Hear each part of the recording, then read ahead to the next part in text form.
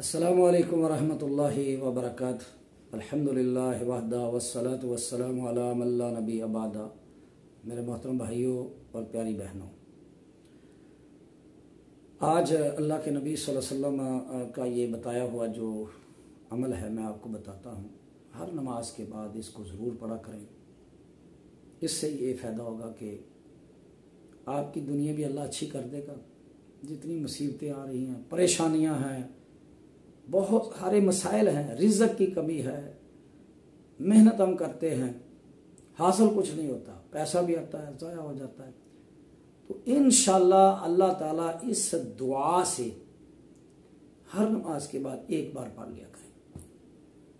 آپ کے لیے اللہ رب العالمین برکتیں اور رحمتیں نازل فرما دے گا۔ آپ کے گھروں میں انشاءاللہ رونقیں نازل ہو جائیں گی، رزق کے انبار لگ جائیں گے، خیر اور برکت آئے گی۔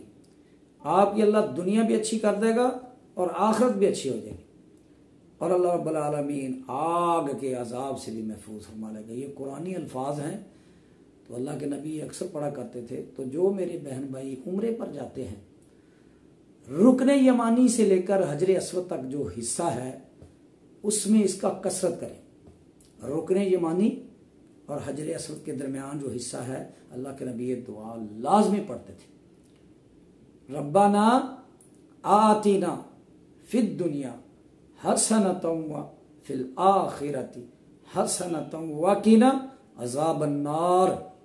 اے میرے اللہ، اے میرے رب، میری دنیا بھی اچھی کر دے، مجھے دنیا میں بھلائیاں عطا فرما دے اور آخرت میں بھی بھلائیاں عطا فرما دے، میری آخرت بھی اچھی کر دے اور مجھے آگ کے عذاب سے بچا لے۔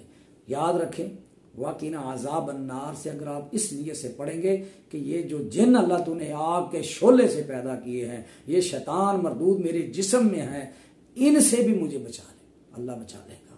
نیت سے یہ پڑھنا، وقنا عذاب النار، ہے میرے اللہ اس آگ سے بھی مجھے بچا لے جو میرے جسم پر قابض ہے۔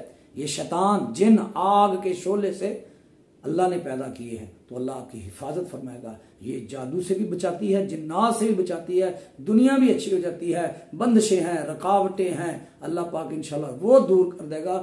دنیا کی خیر اور برکت آپ کے گھر میں آئے گی، دنیا بھی اچھی، آخرت بھی اچھی۔ اللہ سے دعا ہے اللہ پاک مجھے اور آپ کو سنت پر عمل کرنے کی توفیق عطا فرمائے۔ السلام علیکم ورحمۃ اللہ وبرکاتہ۔